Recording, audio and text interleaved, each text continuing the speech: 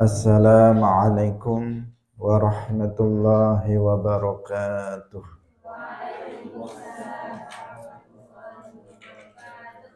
Alhamdulillahi rabbil alamin. Lahun ni'matu wa lahul fadlu wa lahus sana'ul hasan. Wassalawatullahil barrir rahim. Wal malaikatil muqarrabin. Ala sayyidina wa maulana Muhammadin wa ala alihi wa ashabihi tayyibin tahirin.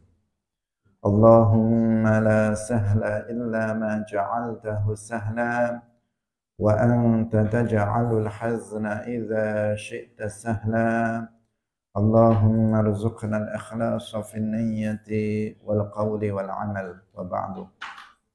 إلى النبي المصطفى صلى الله عليه وسلم وإخوانه من الأنبياء والمرسلين والشهداء والصالحين خصوصا إلى سلطان الأولياء الشيخ عبد القادر الجيلاني والشيخ أحمد الرفاعي والشيخ بهاء النقشبندي والشيخ عبد الله الهرري وإلى أرواح مؤسس جمعية نهضة العلماء الشيخ محمد هاشم أشعري والشيخ بسر سنسري والشيخ عبد الوهاب حسبوه وإلى أرواح جميع أهل القبور من المسلمين والمسلمات.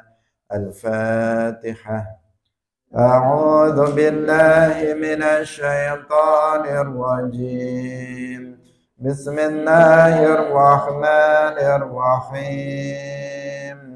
الحمد لله رب العالمين الرحمن الرحيم مالك يوم الدين إياك نعبد وإياك نستعين اهدنا الصراط المستقيم صراط الذين أنعمت عليهم غير المغضوب عليهم ولا الضالين آمين. Hadirin hadirat kaum muslimin muslimat, pemirsa Madu TV rahimakumullah.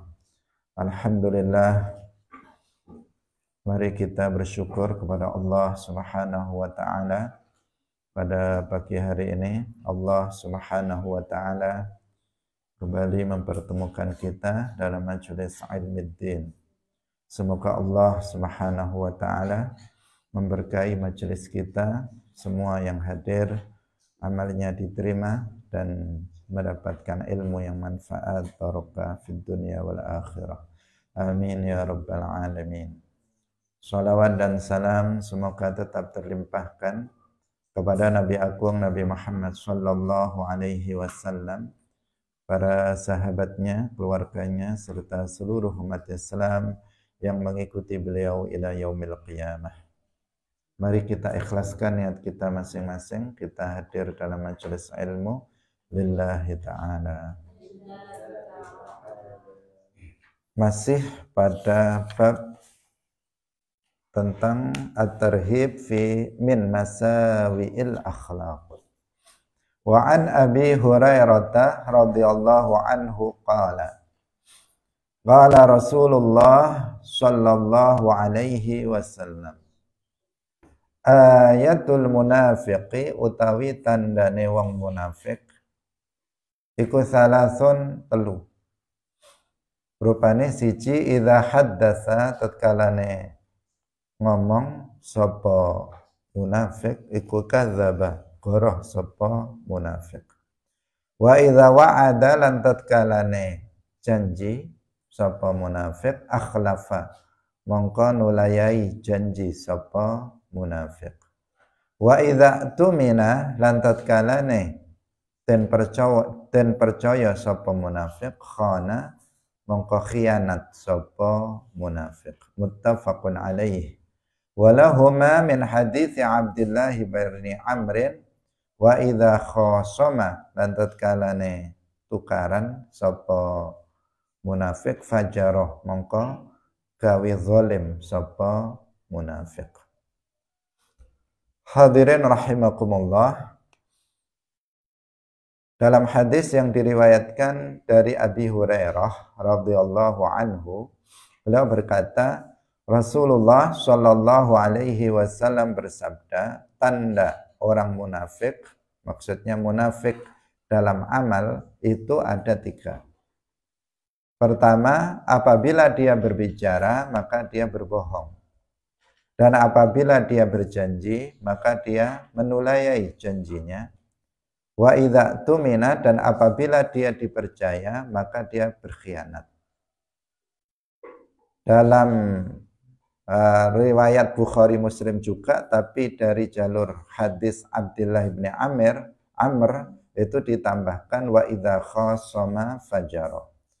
Apabila dia bertengkar dengan yang lainnya, maka dia berbuat zalim. Hadirin rahimakumullah, al-munafiq dalam hadis ini yang dimaksud adalah al-munafiq bil amal. Karena al-munafiq itu ada 2 macam, al-munafiq bil iman yang pertama, atau al-munafiq dan al-munafiq bil amal. Atau biasa juga disebut dengan al-munafiq bil aqidah. Munafik dalam keyakinan, dalam akidah, atau munafik dalam keimanan, dan ada munafik bil amal, yaitu kemunafikan dalam amaliyah. Kemunafikan dalam iman sudah kita ketahui, artinya adalah seseorang alladzi yubtinu al-kufra wa yudhirul iman, atau dibalik alladzi yudhirul iman wa yubtin al-kufra fi qalbihi. Seseorang yang memperlihatkan keimanan, keislaman, tetapi dia menyembunyikan kekufuran di dalam hatinya. Secara zahir, dia mengucapkan 2 kalimat syahadat.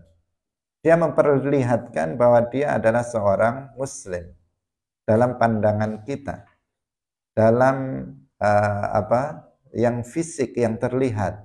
Tetapi dalam hatinya, dia memperlihatkan kekufuran. Dia menentang 2 kalimat syahadat dalam hatinya. Tetapi yang tampak, yang dia perlihatkan, itu adalah keimanan dan keislaman. Itu munafik bil iman. Nah, orang yang munafik bil iman, itu hukumnya kafir indallah. Indana, menurut kita, dia mukmin muslim, karena nahnu nahkumu bizawahir. Kita ini menghukumi seseorang secara lahiriah. Ya, secara yang nampak dia muslim, dia memperlihatkan sebagai seorang muslim, ya kita katakan dia muslim. Karena kita nggak mengetahui apa isi hati seseorang. Kita mengetahui yang tampak saja, maka kita menghukumi sesuai yang terlihat oleh kita. Maka dia muslim menurut kita. Tapi indallah, menurut Allah, orang yang munafik dalam keimanan ini kafir. Nanti di akhirat tempatnya adalah fid-darkil asfal minan nar. Tempatnya adalah di surga yang paling rendah. Artinya yang paling dasar, yang hanya dihuni oleh orang-orang yang kafir saja. Dia akan selama-lamanya di dalam neraka. Itu siapa? Al-munafiq bil iman. Nah, yang dibahas di dalam hadis ini bukan al-munafiq bil iman, tetapi al-munafiq bil amal. Tanda-tanda orang munafik bil amal. Orang munafik bil amal, satu, dia itu hukumnya tidak kafir. Dia tidak kafir menurut kita, juga tidak kafir indallah. Tetapi ini orang yang perlu diwaspadai, ya, karena dia tergolong sebagai orang yang pelaku dosa. Apa ciri-ciri orang yang al-munafiq bil amal? Ciri-cirinya, pertama, ini ciri-ciri dikatakan Nabi 3 ini tidak terbatas 3, karena dalam riwayat yang lain ada penambahan yang lain. Dalam riwayat yang ini dikatakan tanda orang yang munafik dalam amal itu 3. Pertama, apabila berbicara, dia berbohong. Jika dia menyampaikan sebuah berita, sebuah informasi, maka dia menyampaikannya tidak sesuai dengan fakta, tidak sesuai dengan kenyataan. Dia menyampaikan sesuatu, berita, informasi, informasinya A yang dia dengar, dia tahu bahwa faktanya itu A, tetapi dia menyatakannya B. Faktanya itu B, dia menyampaikannya kepada kita A. Menyampaikan sesuatu tidak sesuai dengan yang terjadi yang sesungguhnya. Itu namanya kadzib. Nah, jika seseorang selalu begitu, maka dia disebut sebagai munafik bil amal.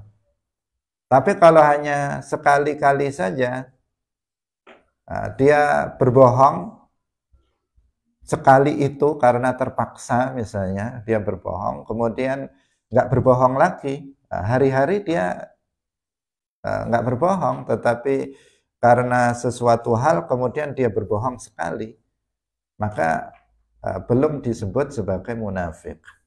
Karena siapa di antara kita yang nggak pernah berbohong? Pasti di antara kita pernah ada yang menyampaikan sesuatu nggak sesuai dengan kenyataannya. Berbohong kepada sesama, berbohong kepada gurunya, berbohong kepada bapaknya, kepada ibunya. Tapi jika itu dilakukan terus-menerus, setiap ngomong bohong, besok bohong lagi. Bohong sudah menjadi kebiasaan bagi dia, maka itu menandakan dia adalah al-munafiq bil amal. Kemudian yang kedua, idza wa'ada akhlafa. Apabila dia berjanji, maka dia menulai janjinya. Dia berjanji akan melakukan ini, dia tidak melakukannya. Dia berjanji tidak akan melakukan ini, tetapi dia melakukannya. Dia suka berjanji, tetapi juga suka untuk melanggar janji yang telah diucapkannya. Ini yang kedua. Kemudian yang ketiga, apabila dipercaya, maka dia berkhianat. Dipercaya untuk misalnya menyimpankan harta seseorang, dia gunakan tanpa izin dari pemiliknya, misalnya. Dipercaya, diangkat sebagai pemimpin dalam sebuah komunitas, kemudian dia berkhianat, tidak menjalankan kepemimpinan sebagaimana yang diamanatkan. Dia diangkat sebagai misalnya ketua di sebuah organisasi, kemudian dia tidak menjalankannya dengan baik. Itu namanya berkhianat, mengkhianati apa yang telah diamanatkan. Amanat itu banyak sekali. Baik amanat itu amanat dari Allah maupun amanat dari sesama manusia. Kalau amanat dari Allah, ya kita menjalankan semua yang wajib dan meninggalkan yang haram. Itu amanah dari Allah. Allah memberikan hidup kepada kita untuk diperintahkan beribadah kepadanya. Wa ma khalaqtul jinna wal insa illa liya'budun. Kemudian kita nggak beribadah kepada Allah. Kita nggak beribadah kepada Allah, maka orang itu, kita yang apabila kita melakukan seperti itu, maka berarti kita telah berkhianat kepada Allah. Seseorang yang bermaksiat itu berarti berkhianat kepada Allah. Apalagi seseorang kufur kepada Allah, maka dia telah berkhianat kepada Allah. Nah, kalau berkhianat kepada sesama manusia, yaitu apabila seseorang dipercaya untuk menjabat suatu jabatan tertentu, diberikan amanah untuk jadi misalnya ketua asrama, tetapi dia tidak menjalankannya dengan baik. Diangkat dia menjadi ketua takmir masjid, tetapi dia nggak mau ngurus masjidnya. Diangkat menjadi untuk panti asuhan, kemudian dia malah memakan santunan itu yang diperuntukkan untuk anak yatim. Itu namanya berkhianat terhadap kepercayaan atau amanah yang diberikan. Jika itu senantiasa dilakukan oleh seseorang, maka orang itu disebut sebagai al-munafiq bil amal. Dalam riwayat yang lain dari Abdullah bin Amr disebutkan ada tambahan wa idza khasama fajara. Apabila dia itu bertengkar dengan yang lainnya, dengan sesama muslim, kemudian dia menzaliminya. Bagaimana? Awalnya dia dizalimi. Misalnya dia awalnya dicaci dengan satu cacian. Kemudian dia membalasnya menjadi 2 kali cacian.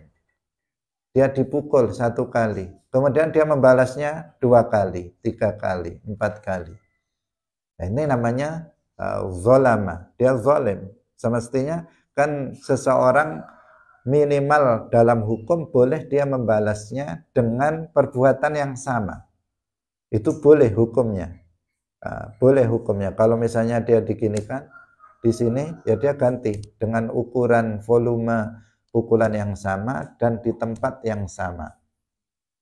Itu boleh, tetapi akhlak mulia itu tidak membalasnya.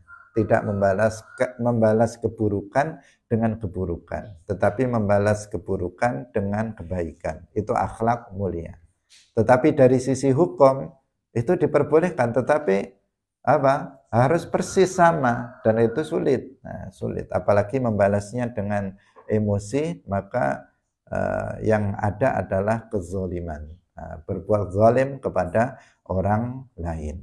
Maka harus diwaspadai hal-hal yang tadi, diwaspadai. Jangan suka bohong, jangan suka berbohong, jangan suka menulayai janji, dan jangan mudah berjanji jika tidak bisa melaksanakannya. Apabila kamu diberikan amanah, pikir-pikir dulu, bisa nggak kamu melaksanakan amanah itu. Jika bisa, laksanakan, terima amanah itu dan laksanakan dengan baik. Jika kamu merasa kamu tidak mampu menanggung atau melaksanakan amanah, jangan terima amanah itu. Karena jika kamu terima dan pada akhirnya kamu tidak bisa menjalankannya, maka itu adalah menjadi dosa nantinya. Kita lanjutkan pada hadis berikutnya. Wa an Ibnu Mas'ud radhiyallahu anhu qala Rasulullah sallallahu alaihi wasallam, sibabul muslimi fusuqun wa qitaluhu kufrun. Sibabul muslimi utawi mencaci maki muslim, misui wong Islam, iku fusukun, kefasikan, dosa gede. Wa qitaluhu lan utawi mateni wong Islam iku kufron, tegese nyerupani dosa kufur. Muttafaqun alaih. Di sini yang harus diperhatikan, yang pertama dari sisi makna. Dari sisi makna, sibabul muslimi fusukun, mencaci maki seorang muslim itu adalah kefasikan, artinya dosa besar. Wa qitaluhu kufron, dan membunuh seorang muslim itu kufur, artinya menyerupai dosa kufur. Saking besarnya dosa membunuh seorang muslim. Muttafaqun alaih. Ini sering kita bahas. Permasalahan ini kita sering bahas, yaitu kaitannya kita sesama muslim ini bersaudara. Kita sesama muslim ini bersaudara. Jangan saling bermusuhan satu dengan yang lainnya. Jangan saling menghina. Jangan saling mencaci. Jangan saling mencela. Jangan mencaci seorang muslim di hadapannya ataupun di belakangnya. Jangan kita memperlakukan saudara kita sesama muslim bagaikan musuh, tetapi jadikanlah saudara kita sesama muslim benar-benar sebagai saudara. Bukan mencelanya, mencela dia atau mencaci maki dia, karena itu jelas akan menyakitkan hati seorang muslim. Nah, siapapun kita kalau dicaci kebanyakan, nah, bukan siapapun, kebanyakan kita kalau dicaci maka dia akan sakit hatinya. Karena itu jangan lakukan itu kepada saudara kita. Sebagaimana kita sakit jika dicaci oleh orang lain, maka kita jangan mencaci orang lain. Karena dikatakan dalam hadis ini, mencaci seorang muslim itu fusuk, dosa besar. Nah, jadi dengan sekedar seseorang mencaci seorang muslim, dia menjadi fasik. Dia menjadi orang yang pelaku dosa besar. Sesuatu hal yang sangat berat, ya, sesuatu hal yang sangat berat ditanggung bagi seseorang yang melakukan itu. Sehingga betul-betul harus diwaspadai. Betul-betul harus diwaspadai. Sekedar mencacinya saja, ya, sekedar mencaci seorang saudara kita sesama muslim, kamu itu begini misalnya. Mencaci, tahu kita mencaci, mencela, menghina, merendahkan sesama muslim, mencacinya. Dengan sekedar itu saja, kita jika melakukannya, maka akan jatuh pada dosa besar, menjadi fasik. Bukan dosa ringan. Tetapi sebagian kita itu merasa hal yang biasa. Merasa itu hal yang biasa. Seakan-akan itu bukan dosa atau seakan-akan itu dosa kecil. Padahal dia tergolong sebagai dosa besar yang harus diwaspadai. Sementara membunuh seorang muslim karena bermusuhan. Membunuh seorang muslim karena emosi, membunuh seorang muslim karena dunia, karena sesuatu hal hasad dan sebagainya, itu adalah sebagai dosa besar. Dosa besar yang peringkat dosanya itu adalah kedua setelah kufur. Kufur kemudian membunuh seorang muslim. Saking besarnya membunuh seorang muslim dosanya, sehingga Nabi mengatakan kufrun, kekufuran.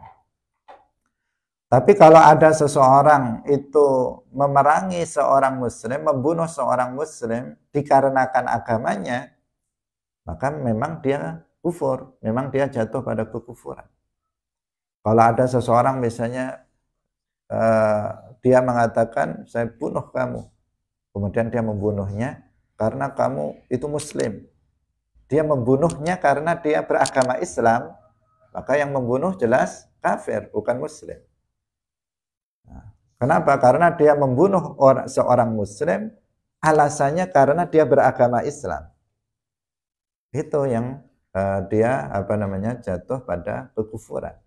Tapi kalau seseorang membunuh saudaranya sesama muslim karena hasad dalam hatinya, karena kebencian dalam hatinya terhadap saudaranya sesama muslim, karena dia telah menghina dirinya atau dia telah merebut calonnya misalnya, maka kemudian dia membunuhnya, ini dia jatuh pada dosa yang sangat besar mendekati kekufuran. Nah, hadirin rahimakumullah, muttafaqun alaih, diriwayatkan oleh Al-Imam Al-Bukhari dan Muslim. Wa an Abi Hurairah radhiyallahu anhu qala Rasulullah sallallahu alaihi wasallam, iyyakum ngedohana sapa sira kabeh wa dhanna ing prasangka kang ala. Fa inna dhanna mangka sak temene prasangka kang ala iku akdzabul hadisi, luweh gara-garae omongan. Muttafaqun alaih. Ini penting sekali untuk dipahami dan diamalkan. Jauhilah prasangka buruk, karena sesungguhnya berprasangka buruk itu adalah perkataan yang paling bohong. Akdzabul hadis, muttafaqun alaih. Janganlah kamu berprasangka buruk kepada saudara kamu sesama muslim. Berarti kebalikannya, selalulah kamu berprasangka yang baik.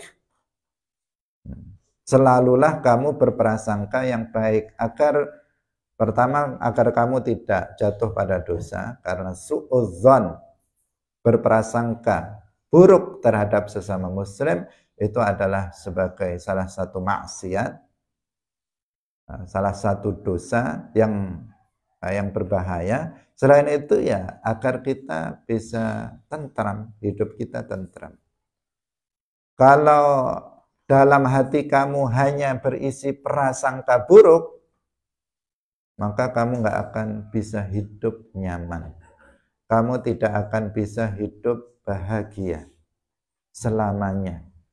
Jika kamu selalu berprasangka buruk. Misalnya saya seperti ini. Kemudian dalam hati kamu ada prasangka buruk. Oh itu mungkin begini, begini, dan sebagainya. Kemudian saya misalnya ada siapa ini yang ngantuk misalnya. Kemudian saya berprasangka oh itu mungkin nggak suka sama saya, makanya dia sengaja tidur. Mungkin dia itu lagi marah sama saya. Tapi setelah kita kalau kayak gitu, akhirnya apa? Kita nggak akan tentram, nggak akan tentram hidup kita jika selalu berprasangka buruk. Nah, kita hendaknya berprasangka baik. Oh dia ngantuk, mungkin tadi malam dia banyak belajar murojaah mungkin sampai tengah malam, sehingga dia menjadi ngantuk paginya, atau mungkin dia banyak masalah sehingga jadi apa namanya selalu berprasangka baik kepada orang lain.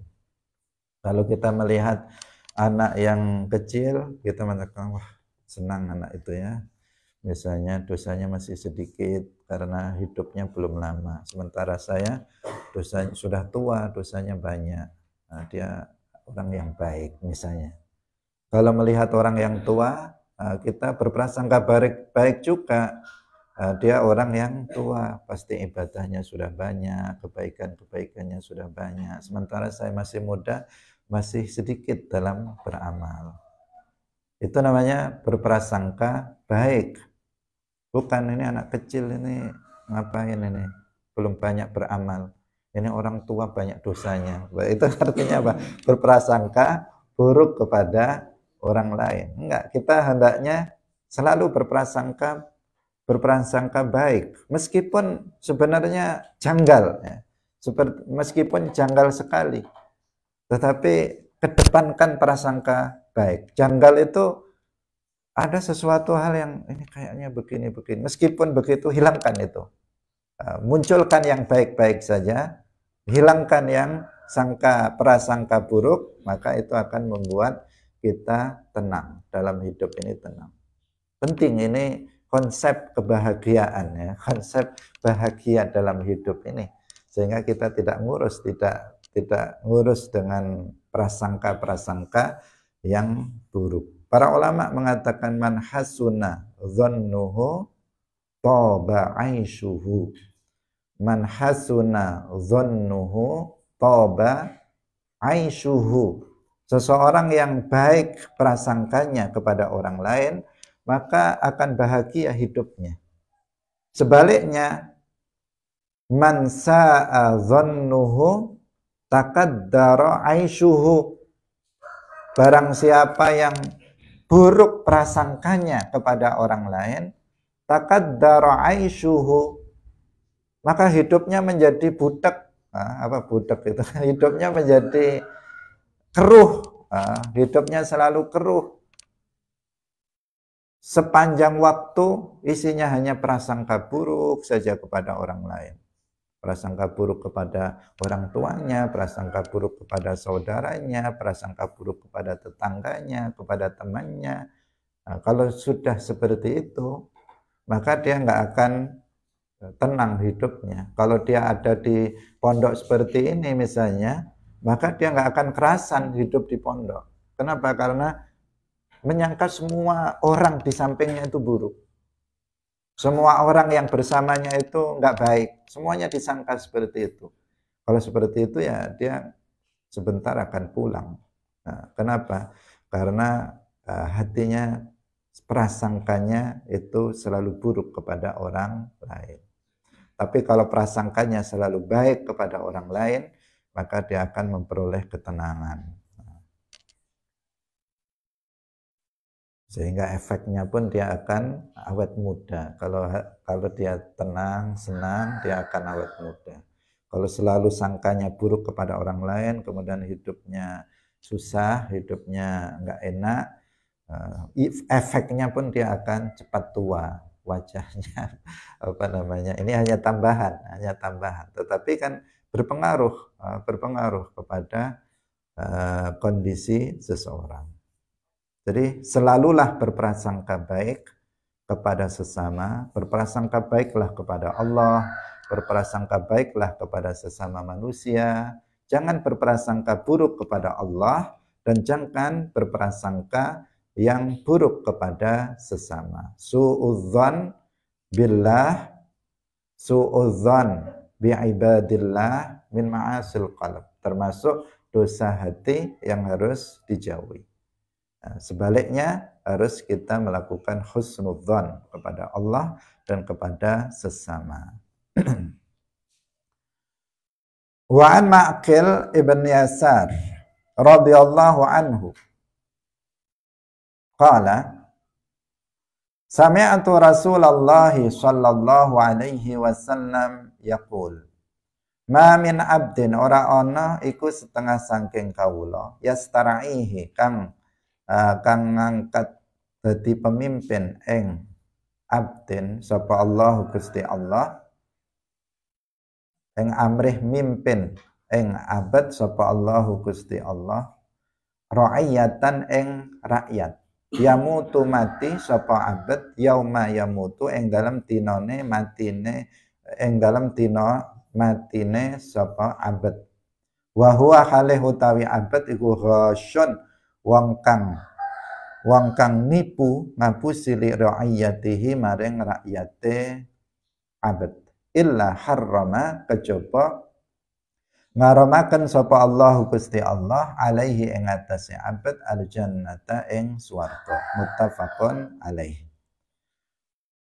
Pertama yang harus digarisbawahi, dicatat bahwa illa harramallahu alaihi aljannah artinya bukan Allah mengharamkan sama sekali dia masuk surga. Bukan artinya dia tidak masuk surga sama sekali. Karena kaidah dasarnya orang yang mati dalam kondisi sebagai muslim, maka dia akan masuk surga.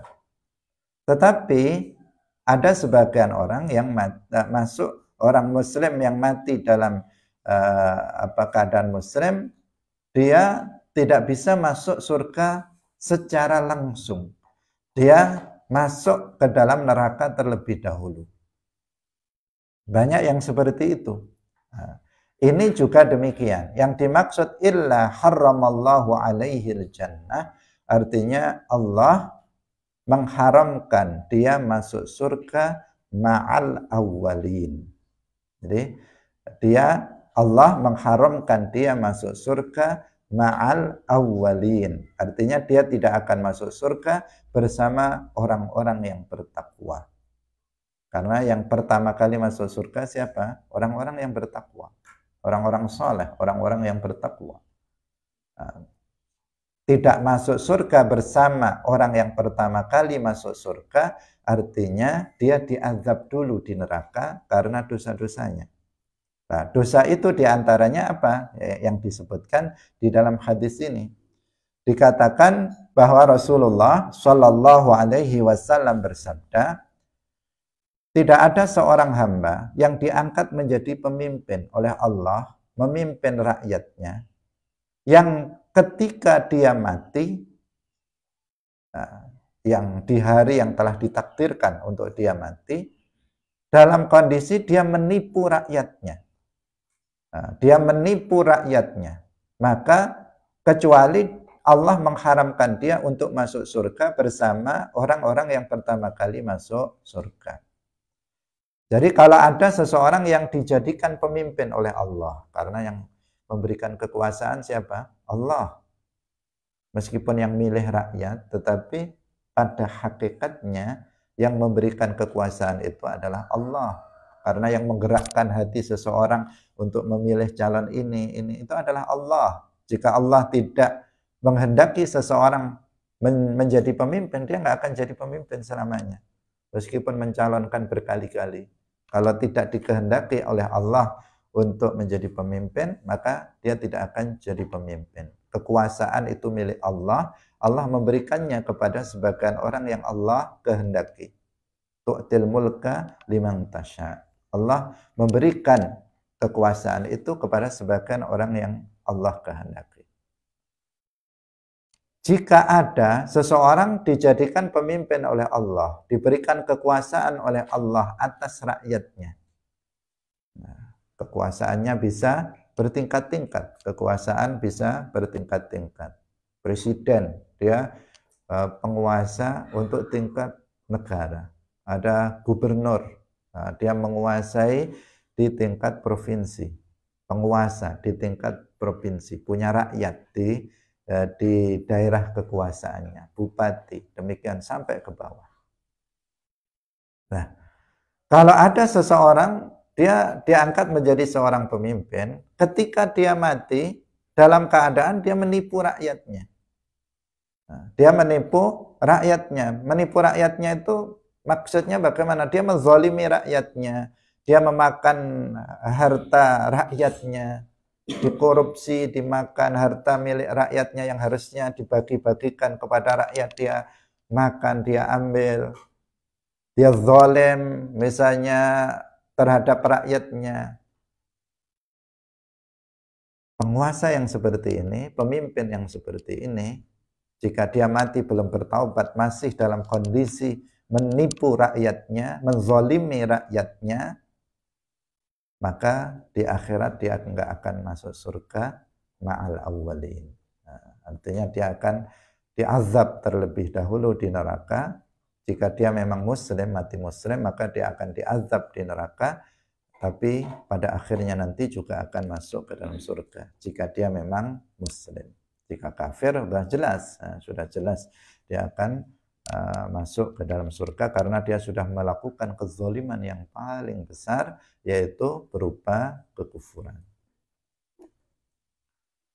Maka hati-hati kalau kita diberikan kekuasaan oleh Allah Subhanahu wa taala, maka kita harus menjalankan amanah itu dengan sebaik-baiknya. Jangan menipu rakyat, jangan menzalimi rakyat, tetapi kita sebagai pelayan mereka, rakyat itu, maka harus menjalankan kepemimpinan dengan sebaik-baiknya untuk kemaslahatan dari rakyatnya. Wa an Aisyah radhiyallahu anha qalat, ngucap sapa Aisyah, qalan wastawuh sapa Rasulullah sallallahu alaihi wasallam, Allahumma ya Allah, man waliya, man utai sapane wong iku waliya, nguasani sapa man min amri ummati, saking urusane umatku, syai'an ing suwi-wiji, fasyaqqa nuli ngebot-ngebot sapa man alaihim ing atase ummati, atau berlaku kasar, fasyaqqa mongko kasar sapa man alaihim ing atase ummati, fashquq mongko kasar sapa panjenengan Allah alaihi ing atase man. Akhrajahu Muslim. Rasulullah Shallallahu Alaihi Wasallam bersabda, barang siapa yang dia mengurus urusan umatku, artinya dia menjadi pemimpin.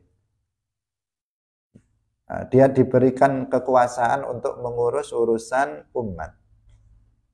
Kemudian dia berlaku kasar terhadap umat, maka fashquq alaihi, maka juga berlakulah kasar kepadanya. Nah, kepada pemimpin yang kasar terhadap rakyatnya. Akhrajahu Muslim. Nah, hadis ini berarti menunjukkan kepada kita, jika kita menjadi pemimpin, mengurus urusan orang lain dalam skop yang besar maupun dalam skop yang kecil, dalam skop rumah tangga, dalam skop misalnya pondok seperti ini, kamu dijadikan sebagai pemimpin, maka berlakulah lemah lembut. Nah, maka perlakukanlah orang-orang yang kamu pimpin dengan lembut, bukan dengan kasar, dengan kata-kata yang lembut, dengan perilaku yang lembut. Itu untuk kebaikan dari orang yang kamu pimpin. Jangan berbuat kasar, karena perlakuan yang kasar itu tidak akan membawa manfaat. Nah, tidak akan membawa manfaat kepada orang lain. Yang ada adalah menimbulkan kebencian, menimbulkan hal yang tidak baik. Kalaupun apa yang diinginkannya itu terjadi, itu dilakukan dengan tidak ikhlas dan dilakukan dengan keterpaksaan yang tidak akan bisa berlaku di saat itu, di saat sesuatu itu tidak dilakukan. Nah, jadi kalau kita kasar kepada orang lain, ya orang yang kita kasari nggak suka sama kita. Siapa yang suka dikasari? Siapa di antara kalian yang suka kalau dicaci maki? Siapa di antara kalian yang suka dibentak? Siapa? Pasti nggak ada. Siapa? Misalnya kamu bilang saya suka kalau dibentak. Nggak ada. Nggak normal itu kalau dia suka dibentak. Setiap orang nggak suka kalau dibentak. Setiap orang tidak suka jika dipukul, dikasar. Setiap orang tidak suka kalau dicaci. Kita menginginkan kelembutan. Siapapun itu menginginkan kelembutan. Orang kasar pun pengen lembut, pengen kelembutan dari orang lain. Untuk itu kita harus perlakukan orang lain dengan lembut, jangan dengan kasar, jangan dengan sesuatu yang kekerasan. Karena kekerasan itu akan menimbulkan bencana. Kekerasan dalam rumah tangga, kekerasan dalam lembaga pendidikan, itu hal-hal yang nggak layak dilakukan. Kekerasan dalam masyarakat itu hal-hal yang buruk, yang tidak membawa kebaikan. Jangan dilakukan meskipun oleh orang yang diberikan kekuasaan oleh Allah Subhanahu wa Ta'ala. Jadi hadis ini menunjukkan itu. Jangan berlaku kasar, keras kepada orang yang dipimpin. Sebaliknya berlakulah lembut terhadap orang yang kita pimpin. Maka jika orang yang kita pimpin itu melaksanakan suatu aturan yang kita berlakukan, maka dia akan melakukannya dengan penuh keikhlasan dan dia akan melakukannya dengan baik, yang semuanya akan membawa kebaikan untuk kita dan untuk orang yang kita pimpin. Meskipun ini juga tidak mudah sebagai seorang pemimpin, tidak mudah. Seorang pemimpin sering dia menginginkan sesuatu hal yang bersifat seketika terjadi, seketika terwujud apa yang dia inginkan, sehingga sering mengambil jalan pintas, yaitu dengan kekerasan. Wa an Abi Hurairah radhiyallahu anhu qala Rasulullah sallallahu alaihi wasallam, idza qatala tatkala nimatani sapa sira ahadukum idza qatala tatkala nimatani sapa ahadukum salah siji sira kabeh falyajtanib mangka becik ngedoi sapa wong alwajha ing wajah. Muttafaqun alaih. Membunuh seorang muslim jelas tidak diperbolehkan. Tadi sudah kita sebutkan termasuk dosa besar yang mendekati kekufuran, dosa kedua setelah kufur. Yang dimaksud hadis ini bahwa memukul wajah itu hanya sekedar memukul wajah dengan alasan apapun, itu hukumnya haram. Itu yang dimaksud. memukul wajah dengan alasan apapun, itu hukumnya adalah haram. Meskipun alasannya itu mendidik. Misalnya seorang bapak, anaknya dipukul wajahnya. Haram, meskipun alasannya ini untuk mendidik dia. Nggak boleh. Seorang guru, misalnya memukul muridnya pada wajahnya. Haram hukumnya. Meskipun guru itu beralasan ini untuk mendidik dia biar patuh, dia tetap haram. Tetap haram. Memukul wajah dengan alasan apapun, hukumnya adalah haram. Nah, memang dalam mendidik anak atau dalam mendidik anak ya, santri misalnya, maka ada memang, atau mendidik istri, itu ada konsep memukul. Jika seorang istri itu melakukan nusyuz, dia tidak taat terhadap suaminya, maka dalam hal yang mubah tentu saja, bukan sesuatu yang haram, maka suami bisa memukulnya. Salah satu hukumannya setelah yang pertama pisah ranjang, kemudian dia nggak sadar juga, tetap saja meneruskan nusyuznya, maka suami bisa memukulnya sebagai pendidikan untuk si istri. Tetapi nggak boleh pada wajah, nggak boleh wajah yang dipukul. Tetapi cari tempat yang aman. Nah, misalnya sininya dipukul pakai pulpen misalnya, atau apa namanya, pahanya dipukul pakai lidi misalnya. Jadi apa? Yang tidak melukai, yang tidak membuat memar, tidak sampai berdarah-darah, kemudian bukan pada wajah. Kalau misalnya seorang guru harus memberikan hukuman pukulan, juga demikian, bukan pada wajah, tidak sampai membuat dia luka, berdarah, memar, dan seterusnya. Harus di tempat yang tepat dan volumenya harus diukur sehingga itu dia tidak melukai. Karena sebagian besar orang itu kalau sedang emosi dan dia berkehendak memukul, yang dicari pertama wajah. Itu mesti wajah. Karena itu kalau terjadi KDRT dalam rumah tangga, sering yang benyok itu wajahnya. Entah ininya, entah hidungnya, entah anunya, selalu yang jadi sasaran itu adalah wajah, bukan yang lain. Kalau ada seorang orang tua marah kepada anaknya, langsung wajahnya yang dituju. Karena yang ngomong ini kan ada di wajah, mulut ini, sehingga dia inginnya memukul wajah saja. Nah, karena yang membuat marah itu kan yang sering kan lisan ya. Sehingga dan lisan ada di wajah. Nah, sehingga yang menjadi sasaran pertama itu seringkali adalah wajah. Padahal harus seseorang ingat bahwa memukul wajah dengan alasan apapun itu hukumnya adalah haram. Sampai di sini diibaratkan, diungkapkan idza qatala.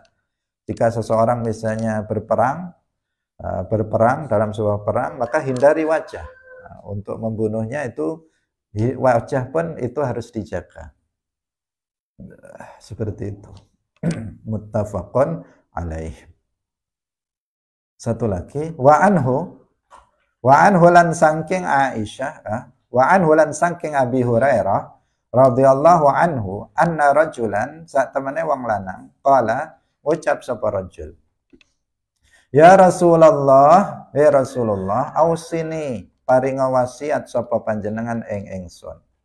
Qala dawuh sapa Kanjeng Nabi, la taghdab, aja muring-muring sapa sira. Faraddada nuli ngulang-ulang sapa rajul miraran kelawan pira-pira ulangan. Faqala dawuh sapa Kanjeng Nabi, la taghdab, aja muring-muring sapa sira, akhrajahul Bukhari. Ada seorang laki-laki datang kepada Rasulullah Shallallahu Alaihi Wasallam. Laki-laki itu berkata kepada Nabi, ya Rasulullah, berilah aku wasiat. Kemudian Nabi mengatakan, la taghdab, kamu jangan marah. Laki-laki itu mengulang-ulang, ausini, berilah aku wasiat. Sudah diberi wasiat, wasiat Nabi tetap sama. La taghdab, janganlah kamu marah. Jadi wasiat Nabi itu bisa berbeda-beda antara satu orang dengan orang yang lain. Bisa jadi orang ini yang datang ini bisa jadi dia pemarah, sehingga wasiat Nabi disesuaikan dengan untuk orang itu. Tetapi ini berlaku untuk kita semuanya. Berlaku untuk kita semuanya, bukan hanya laki-laki itu, tetapi untuk kita umat Nabi Muhammad juga mendapatkan wasiat inilah taghdab. Ada beberapa riwayat tentang hadis ini. Dalam riwayat ini dikatakan laki-laki itu hanya mengatakan ausini, berilah aku wasiat. Dalam riwayat yang lain dikatakan, ya Rasulullah, laki-laki itu mengatakan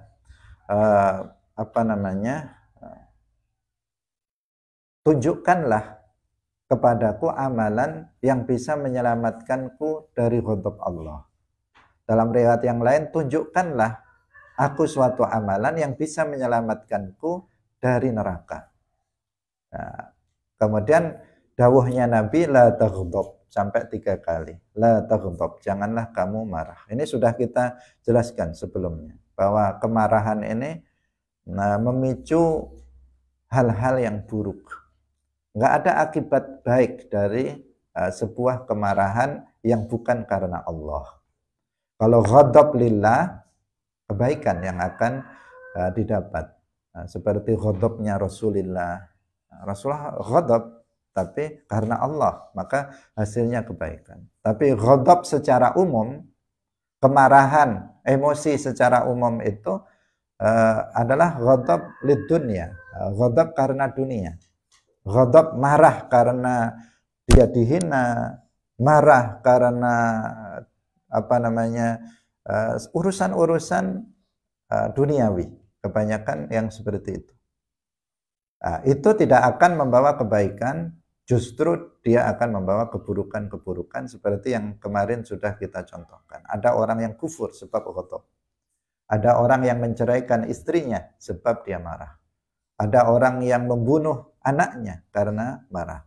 Ada suami yang membunuh istrinya di saat dia marah. Ada istri yang membunuh suaminya di saat dia marah. Ada seseorang yang membunuh tetangganya karena dia marah. Ada seseorang yang menghina saudaranya ketika dia marah. Pokoknya kalau marah, mulutnya tidak terkontrol, perbuatannya tidak bisa terkontrol. Otaknya mati, otaknya beku, dia tidak bisa berpikir. Dan yang terjadi adalah penyesalan di belakangnya. Kenapa tadi saya seperti itu? Dan seterusnya. Maka kemarin dikatakan asyadid itu orang yang kuat itu adalah man ghalaba nafsahu atau man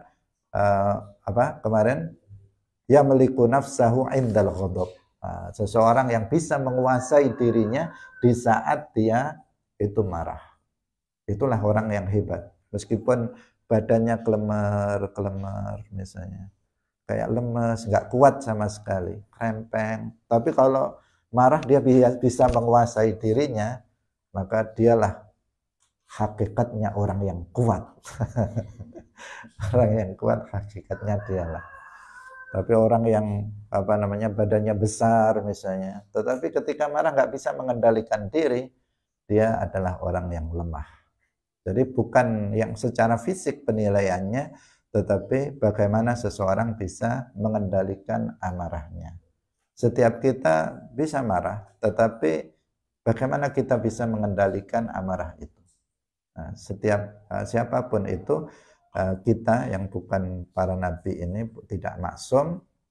Terkadang kita marah juga, tetapi kendalikan amarah itu agar tidak membawa kepada keburukan-keburukan. Nah, ini ngaji kita pada pagi hari ini, semoga bermanfaat bagi kita semuanya. Barakallahu fikum, wallahu muwaffiq ila aqwamit thoriq. Wassalamualaikum warahmatullahi wabarakatuh. La ilaha illallah. Allahumma salli ala sayyidina Muhammad wa ala alihi wa sahbihi wa sallim.